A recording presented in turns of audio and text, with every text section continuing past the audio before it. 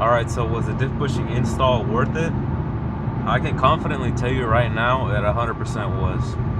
Well, yeah, it was a pain in the ass to install.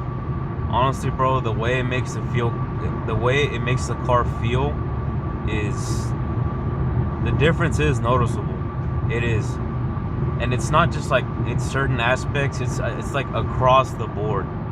You get better shifts now, you get better like acceleration, you do get grip, which is crazy to think about because I never really understood how it worked, but I could tell like doing like these slight pulls on these shitty roads that I used to do them on, like you can tell the traction control light doesn't kick on at all, or if it does, it'll only kick on ever so slightly.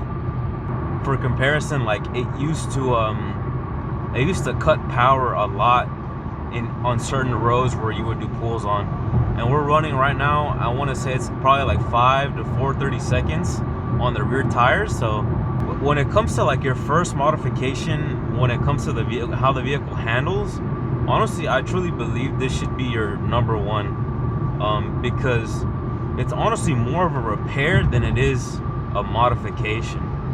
The diff bushing leaking its fluid, it is very common. That's why you saw that teardrop on the back of my diff. It's a very common issue that the bushing ends up losing the fluid that's inside of it, and because of that, it won't feel as good as like when it came off the factory. So to me this is really more of a repair than it is a mod, in my eyes. I feel like you should do this first before you do anything, before you do sway bars or a diff brace or anything. As far as when it comes to replacement, if you don't have a lift, honestly I would suggest you paying someone to do this, because even with the lift, like me doing it, it was a pain in the ass, bro. Having to break 2 fucking rods trying to get that main sleeve out just to end up cutting it out, like it was a pain in the ass. As far as NVH, honestly I can't tell.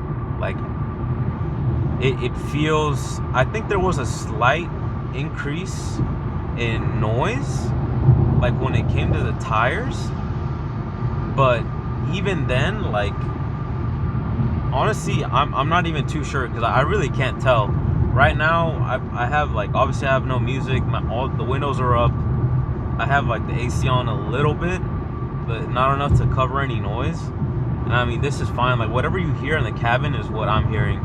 Obviously I know it's not the same as being inside the car, but as far as NVH I would not be concerned, and honestly I think you could probably replace all 3 mounts and not have to worry about NVH. I was really worried about NVH because this is my daily.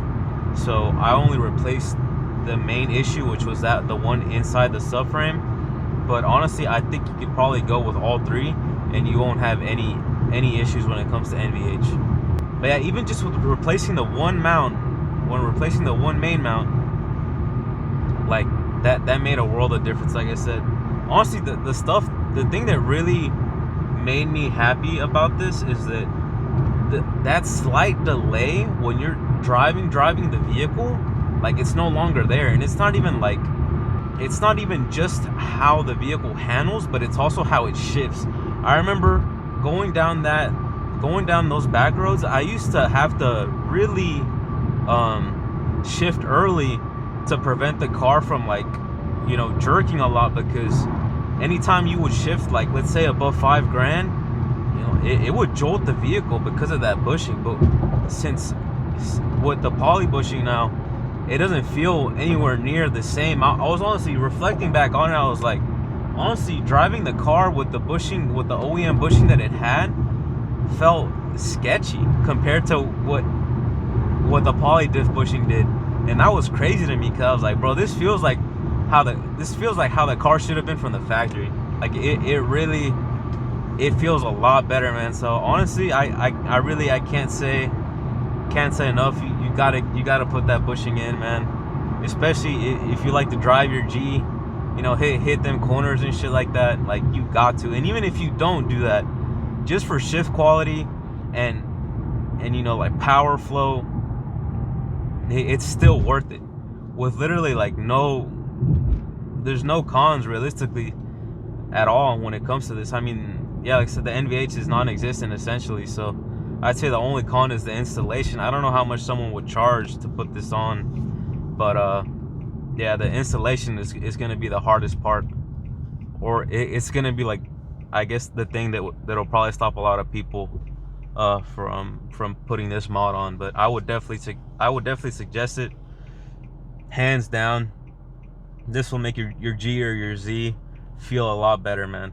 So yeah, that's gonna be the end. Hopefully you guys enjoyed the install. Hopefully you guys found this review useful. I am out this bitch, man.